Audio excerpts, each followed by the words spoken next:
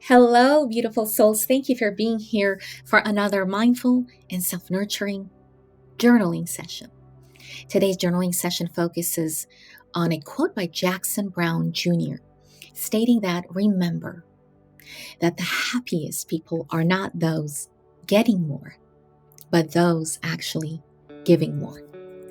This gorgeous quote emphasizes that giving rather than acquiring brings true happiness. Mindfulness and many therapeutic practices align with this philosophy and foundation, as giving fosters connection and well-being, and moving us beyond materialistic desires to find deeper satisfaction in altruism and gratitude.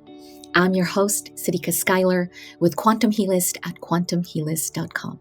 These are mindful journaling sessions designed to truly detox and declutter your mind, heart, body, and soul for a more joyful, blissful, balanced, and aligned lifestyle. Your sessions usually begin with a quote to help you easily remember and apply these healthy, self-nurturing, and evolving techniques into your daily lives. And then I will explain the significance of this quote. And once I'm done with that, we will begin the journaling session with my given questions. Now, before we move on to this quote, I would love to take a few deep breaths, set our intention, maybe do a little opening prayer, and then we begin this entire session. All right? I'm going to go ahead and begin. Let's take a few deep breaths in and out of your nose only, okay?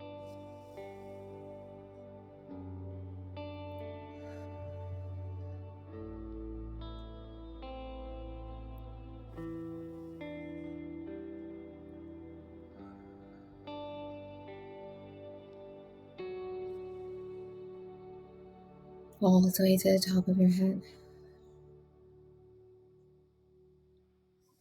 Setting our attention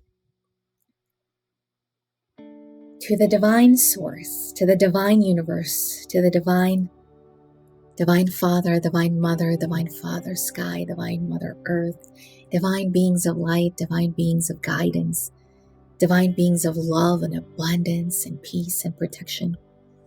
We thank you so much for this beautiful session, for an opportunity to grow, to enhance our healing journey, to enhance our experiences in this beautiful body.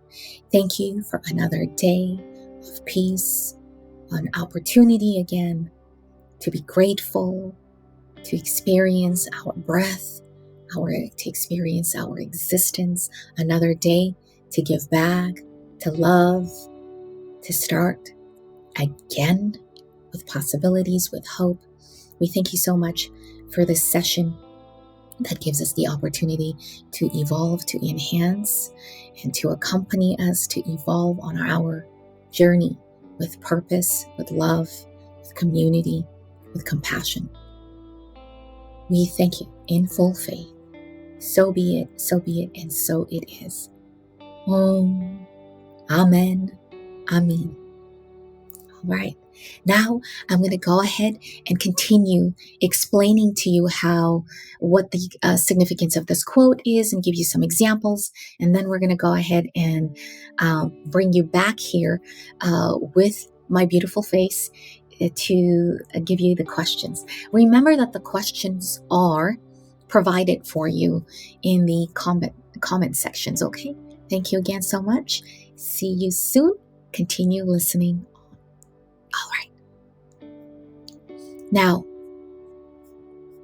the significance of Jackson Brown Jr.'s quote, remember that the happiest people are not those getting more, but those giving more, encapsulates a profound life lesson that has been echoed through ages by philosophers, spiritual leaders, religious texts, and modern psychologists, as well as mindfulness and Buddhism's, especially Buddhist philosophies. The act of giving brings more joy than receiving. Now, mindfulness, a therapeutic technique in itself, is rooted in the practice of being present and fully engaged with the here and now, aligns closely with this concept. It encourages an awareness of our actions and their impact on others, fostering a sense of connectedness and empathy. When we give, we step outside of our own needs and desires and tune into the needs of others, an act that cultivates compassion. The shift from a self-centered viewpoint to a more altruistic one is at the heart of mindfulness, which seeks to alleviate personal suffering by reducing egocentric behaviors and thoughts. Moreover, giving to others can be therapeutic. It may not always involve materialistic things or material things. It can be a smile, a time, attention, or kindness, or a hug, or just listening. The acts of generosity can create positive feelings and a sense of purpose and hope. The therapy of giving lies in the reciprocal nature of generosity, as it can build social bonds and reinforce positive feelings about oneself. Helping others can instill a sense of usefulness and belonging, which are critical components in combating feelings of isolation, depression, or just stress and anxiety. From a life lesson perspective, the quote challenges the conventional pursuit of happiness through accumulation of wealth, material possessions.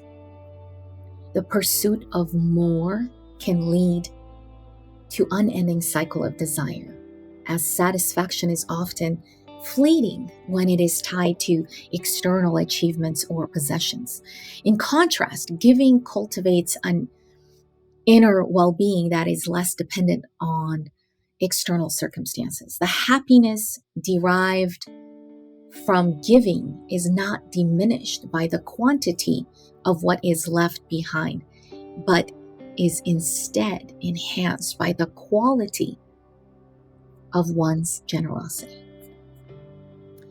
A lot of studies in positive psychology supports the idea that acts of giving can enhance our sense of well-being in many areas of our lives. Engaging in altruistic behavior activates regions of the brain associated with pleasure, social connection, and trust, creating a warm glow effect under those special cameras.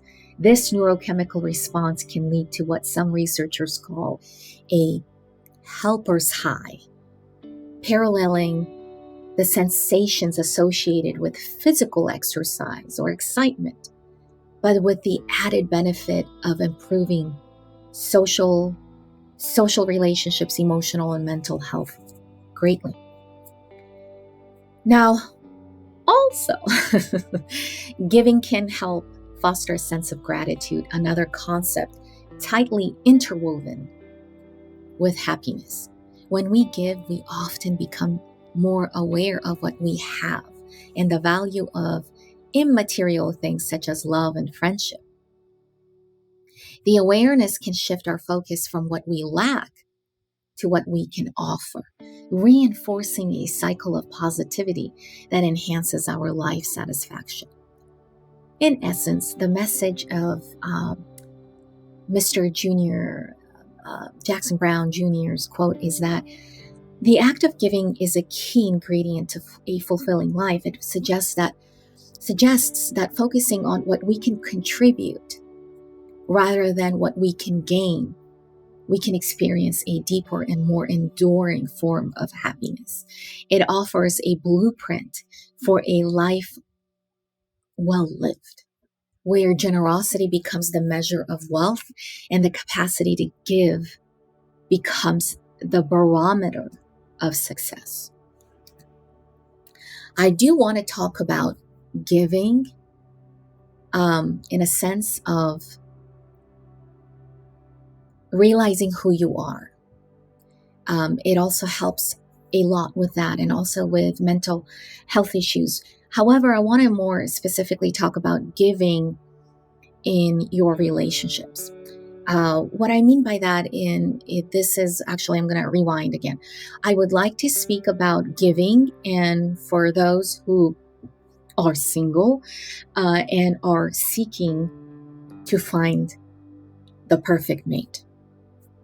Now, there are many ways to find to seek for relationships nowadays, from everything from using technology to go in and doing things that you love to do. However, I'm talking in a completely different therapeutic sense, and also in a sense of um, a creative way that is often hidden, or we're blind to it. Many people ask, how do I find love? How can you help me as a healer somehow manifest love? How do I manifest love? How do I manifest love? You can find the love of your life in many different ways, but one of the best ways to find someone in your life is by thinking about journaling on the things that you can give in a relationship. And many people right off the bat do not know what that means. How do I give back in a relationship? Well, I'm very loving. They're very general. I'm very loving. I'm very patient. I'm very giving. Oh my God, I do the most amazing things in bed. And I'm very, very sensual. I'm very this. I'm very generous. These are all very general ideas.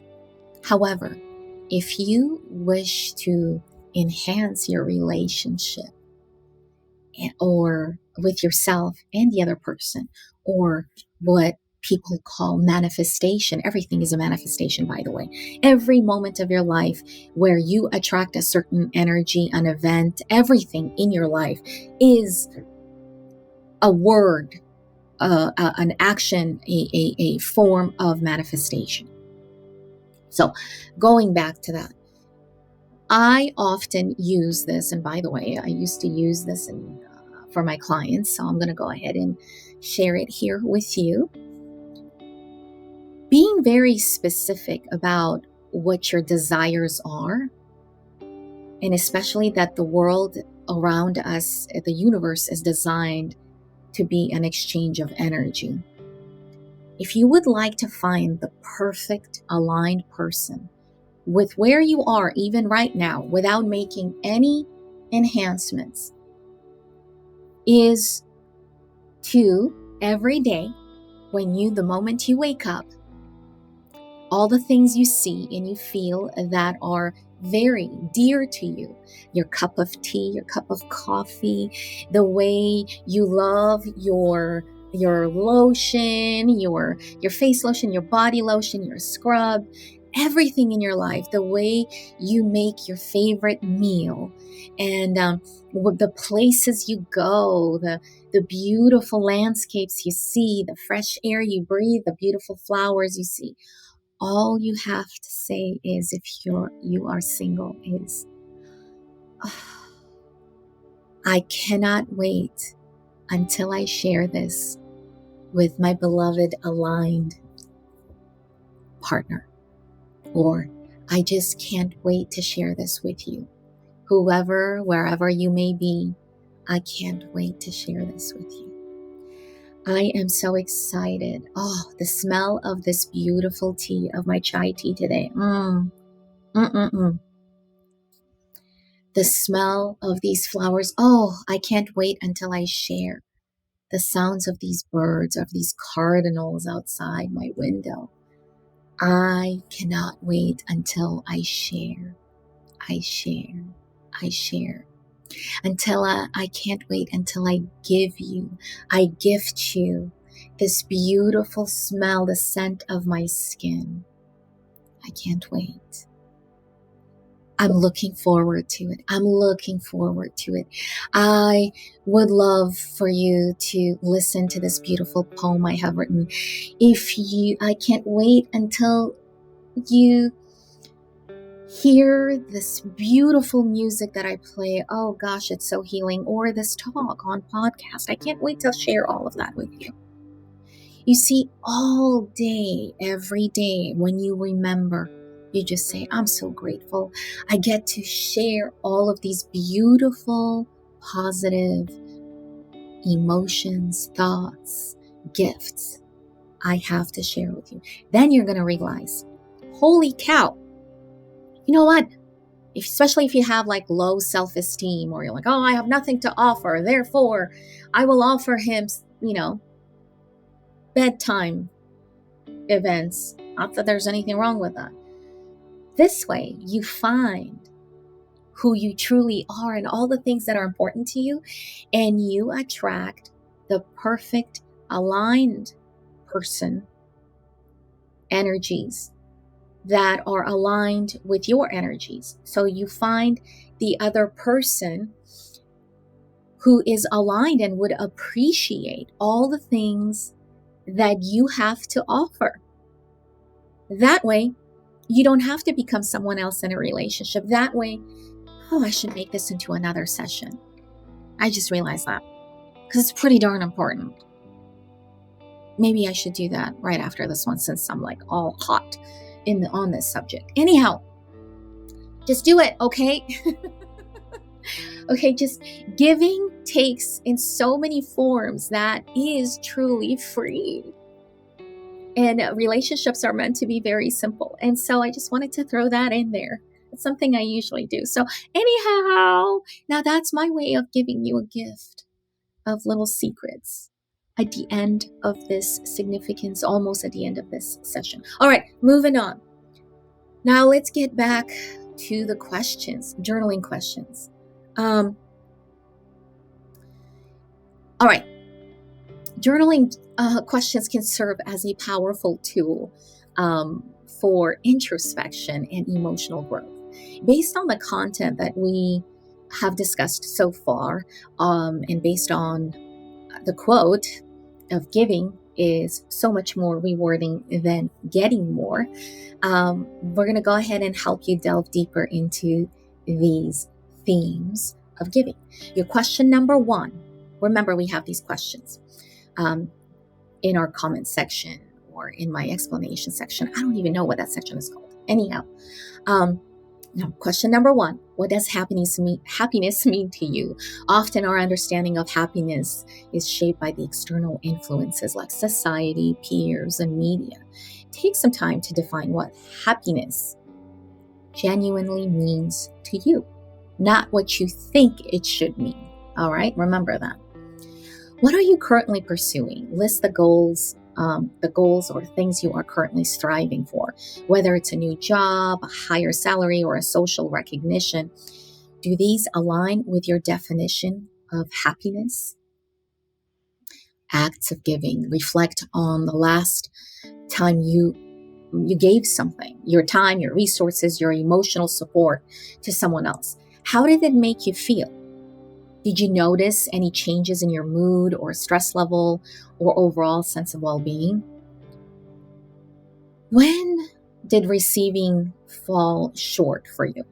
Think of a time when you got something you really wanted. Did that acquiring, bring you lasting happiness? How did your feelings change over time about that? Question number 5, quality of relationships. How much are you investing in the quality of your relationships? Are you giving enough of your time, emotional support, or the resources to the people that matter to you? How could you give more without expecting more? Just giving more. What can you give today? Identify 1 or 2 things you can give or offer today, regardless of how small or how large it would be. It could be as simple as a smile, a compliment, or a few minutes of your time to listen to someone. Another way that you could give, is there any way you could give in the way that you do not, that would require you to change your mindset? For example, some people don't give back to the homeless because they might use it on alcohol or cigarettes. Well, you can't really expect a homeless person who is not all mentally there to be investing in a home or a healthy keto-friendly or vegan or vegetarian or a healthy, heart-healthy food. Um, so without being judgmental, is there any way that you could give back to someone or something or a cause or an organization that you don't really um, agree with or have a difficult time understanding, or you have very little understanding of? And it's okay. You will see how that will not only heal many parts of your mental and emotional health, but anyhow, just putting it out there as an idea. That's also another session I should probably do. Okay, question number 7. Long-term giving goals. What are some ways you could integrate the act of giving more consistently in your life? How can you make it a part of your daily or weekly routine? That could be when I'm driving and somebody cuts me off in front of me, or somebody needs to cut off in front of me, I might give them my time. Or if somebody takes my seat, my seat at work, or my parking spot, I will be more forgiving and or generous if I. Anyhow, you could incorporate so many ways in line at the grocery store, or um, taking your neighbor's dog for a walk on certain days, or perhaps give back by picking up trash from the floor of your hospital where you work, or sorry, I don't know why I said hospital, or where you are at work. Okay. Yeah, maybe because I work there, that's why. All right, now we have come to the end of our session. Now, these questions can guide you to better understand your relationship with giving and receiving. This is why we did them. They can serve as a therapeutic exercise to align your your actions with true sources of happiness and emotional well-being, and my emotional, mental, and social life, everything well-being. Okay. Now, thank you for being here so much. Please tell me in what different ways you have decided to give back. My name is Sadiqa again, and I am your host with Quantum Helist at quantumhelist.com. And always remember that you are your own only limit. Thanks again for being here. Until next time, love you guys. Take care. Oh, again, look at this. I think I